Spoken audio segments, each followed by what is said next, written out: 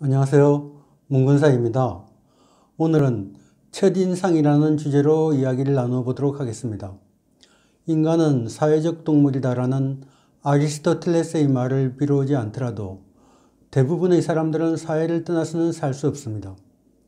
사람이 한 사회의 구성원으로 살아가기 위해서는 생면부지의 나 아닌 다른 사람들과 만나는 절차가 필요합니다.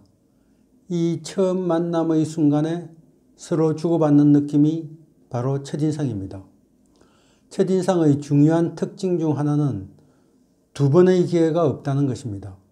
단 한 번에 끝나며 실패하면 만회하기가 매우 어려운 것이 첫인상입니다. 사람들이 처음 만났을 때 첫인상으로 상대방을 판단하는 데 걸리는 시간은 대략 5초에서 7초 정도라고 합니다. 우리가 길을 가다가 노숙자를 만나면 혹시 당신 노숙하십니까? 라고 물어볼 필요가 없습니다. 척 보면 알 수 있는 것입니다. 첫인상도 이와 매우 유사합니다.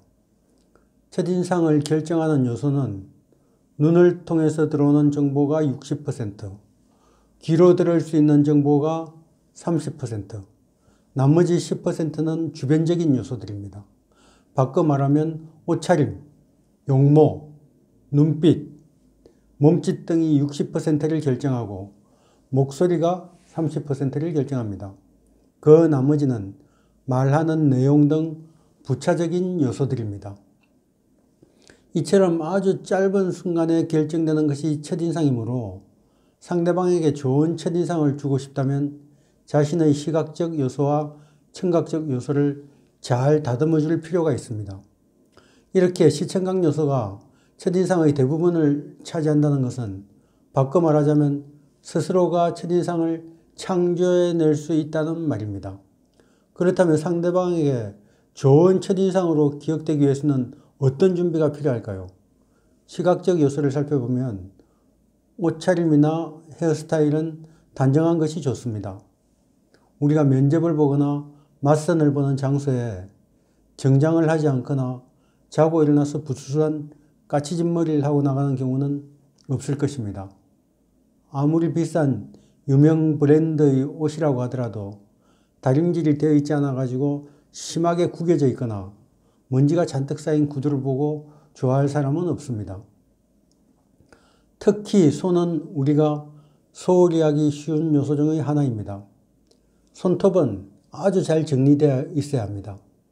예민한 사람들은 손톱 사이에 낀 이물질로 상대방의 직업을 알아보기도 한다고 합니다. 손톱 사이에 낀 파란 잉크 조각과 그 손의 상태를 살펴보면 그 사람이 화가인지 페인트공인지 알 수 있다고 합니다. 손과 손톱은 그 사람의 생활상과 직업을 아주 잘 드러내줍니다.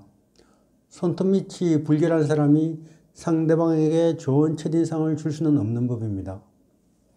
오늘날 거리를 다니다 보면 네일샵이 번성하고 손톱을 장식하는 것이 예술의 경지인 네일 아트의 반열에 오른 데는 다 그만한 이유가 있는 것입니다. 용모도 중요합니다. 요즘은 많은 젊은이들이 면접관에게 좋은 첫인상을 주기 위해 성형수술도 마다하지 않는다고 합니다. 잘생기고 예쁜 얼굴을 꾸미는 것도 중요합니다. 그렇지만 그것만이 좋은 첫인상을 보장하는 것은 아닙니다. 예쁜 외모만으로는 좋은 첫인상을 만들어낼 수 없다는 뜻입니다. 외모는 첫인상을 구성하는 한 부분일 뿐입니다. 그러므로 좋은 첫인상은 성형만으로는 만들어낼 수 없습니다. 제일 중요한 시각적인 요소는 오히려 눈빛입니다.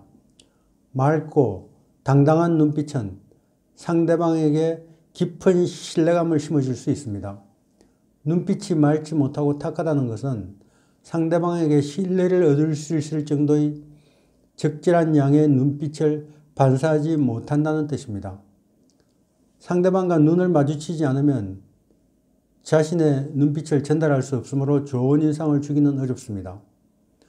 눈길을 마주치지 않고 회피하는 것은 상대방에게 신뢰를 심어줄 수 없기 때문에 좋지 않습니다. 반대로 눈을 크게 부릅뜨고 똑바로 쳐다보는 것은 오히려 역효과가 날 수도 있습니다. 눈이 부리부리하면서 무섭다거나 눈이 번득이는 것이 광인같이 느껴진다는 것은 모두 눈에서 반사되는 눈빛과 관련이 있습니다. 그렇다면 눈빛이란 무엇일까요?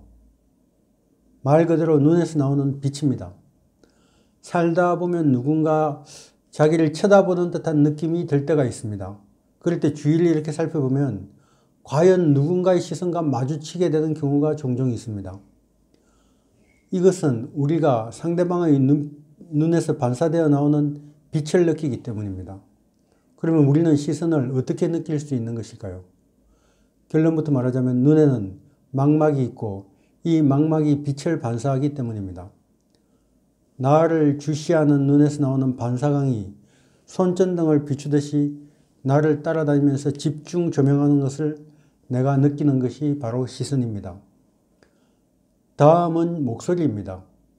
자신의 목소리가 상대방에게 어떻게 들리는지 자기 스스로는 알 수가 없습니다. 말을 할 때 그 말을 듣는 상대방에게는 이 공기가 진동하는 소리만 들리지만 말하는 당사자는 공기의 진동음에 더하여서 자신의 몸속에서 울리는 공명소리를 듣기 때문에 상당히 다르게 들립니다. 이런 이유로 자신의 목소리를 녹음하여 들어보면 평소 듣던 목소리와 상당히 다른 목소리에 스스로 놀라게 되는 것입니다. 이 목소리도 연습하면 얼마든지 바꿀 수가 있습니다. 편안하고 듣기 좋은 목소리는 첫인상을 결정하는 아주 중요한 요소 중의 하나입니다. 목소리에 자신감이 없는 사람이라면 자신의 목소리를 녹음해서 들어보고 편안한 목소리로 들릴 수 있도록 고쳐나가는 노력이 필요합니다. 우리가 사투리도 부단히 연습하면 고칠 수 있는 것처럼 목소리도 비교적 빠른 시간 안에 고쳐낼 수가 있는 것입니다. 또 이 첫인상에는 약간의 남녀 차이가 존재합니다. 여자들은 남자들에 비해서 더러운 것에 훨씬 더 민감합니다. 여자들은 이렇게 정돈이 안 된 것은 참아도 더러운 것은 참지 못합니다.